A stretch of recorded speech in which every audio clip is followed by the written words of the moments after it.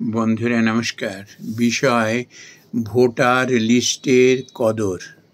বন্ধুরা, একটি কহাবত আছে, তুমি আজ যাকে অবজ্ঞা তাচ্ছিল্য করে পিছে ফেলবে, সাদা ধন যখন তুমি পায়ে ঠেলবে, তুমি জেনে রেখো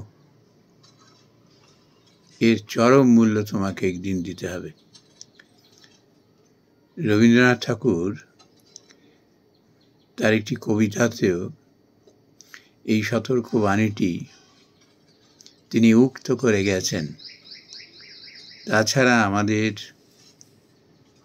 যাবতীয় গ্রন্থ, সদুপদেশ, এই কথাটি আমাদের নানাভাবে নীতি গল্প সহকারে হোক বা অন্যান্য উপায়ে হয় আমাদের পই করে এটি সাবধান করে দেওয়া হয়েছিল। আমরা জীবনেও কিন্তু এটি করে যখন ভুগি তখন বুঝতে পারি যে কথাটির কতখানি মূল্য। বন্ধুরা, রিসেন্টলি এই ভোটার লিস্ট কিন্তু একটি প্রকৃষ্ট জ্বলন্ত কিন্তু দৃষ্টান্ত। আমরা বলুন তো বন্ধুরা, এই ভোটার লিস্ট নিয়ে কত মানুষ অবজ্ঞা তাচ্ছিল্য করেছি, কখনো প্রয়োজনই মনে করিনি। দেখি তো আমার নামটি আছে কি না, বা ভোট এলে আগ্রহ সহকারে যোগ্য মানুষটিকে নির্বাচিত করা। আমরা সেই ধরনের কোনো মন থেকে বিচার বিবেচনা কিংবা উদ্যোগ আমরা নেইনি।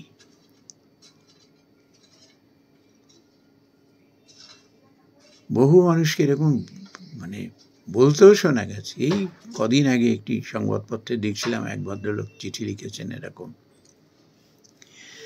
যে এরকম যে বছর লাস্ট এসআইআর হয়েছিল, তো তার আগের কিংবা পরের বছরই কোনো যেহেতু ভোট ছিল না, ওই জন্য আমার নাম সেখানে আছে কি নেই সেই নিয়ে আমি কোনো বিশেষ ইন্টারেস্টও দেখাইনি। বন্ধুরা, এরকম ভুরি এরকম উদাহরণ আছে, ভুরি। চাকরি সূত্রে রাজ্যের বাইরে চলে গেছে সরকারি চাকরি করতে গিয়ে, বা নানা কারণে সে ওই যে দেশে তার সেই ভোটার লিস্টে নাম উঠলো কি উঠলো না, তার বাড়িতে ভোটের আগে ভোটের স্লিপ পৌঁছালো কি পৌঁছালো না, বা হয়তো ভোটের স্লিপ এসছে, ভোট দেওয়ার মতো তাগিদ বহু মানুষের ছিল না। আপনারা দেখুন না, পার্সেন্টেজ দেখুন, যে ভোট এলে পরে কত পার্সেন্ট ভোট আগে পড়তো। এখন দেখুন এই এসআইআর নিয়ে এই ভোটার লিস্টের কত কদর বেড়ে গেছে।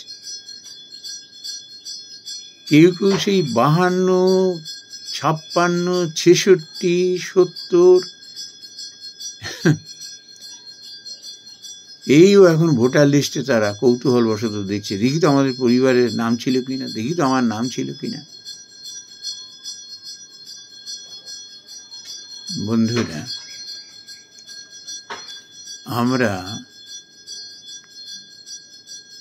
এইবারে দেখব এসআইয়ের পরে যখন ভোট অনুষ্ঠিত হবে না, মানুষের আগ্রহ চোখে রাখার মতো হবে ভোটের লাইনে দাঁড়িয়ে ভোট দেওয়া।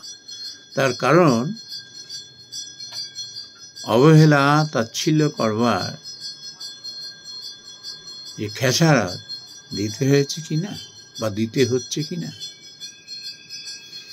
এই জন্য বন্ধুরা, কখনো এই যদি ভোটের কথাই বলি, যখন নির্বাচন আসে না, তখন কখনো এই দায়িত্বটাকে এড়িয়ে যেতে নেই। খুব বুদ্ধি বিবেচনা করে, আবেগের উপরে ভর করে নয়, প্রকৃত কার যোগ্যতা আছে, যতগুলো প্রার্থী আছে এর মধ্যে কোনটি ভালো, দল মত নির্বিশেষে যে কাজের মানুষ হবে, যার মধ্যে সাহস আছে, যার মধ্যে নৈতিক মূল্যবোধ আছে, যে কিছু করতে পারবে, যার মধ্যে কিছু করার ক্ষমতা আছে, সেই মানুষটিকেই দেব।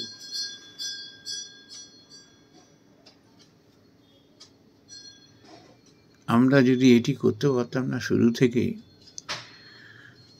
তাহলে আমার মনে হয় আজকে আমরা এইভাবে হয়তো দুর্দশাগ্রস্ত হতাম না। যোগ্য মানুষেরা বেশি সংখ্যায় এসে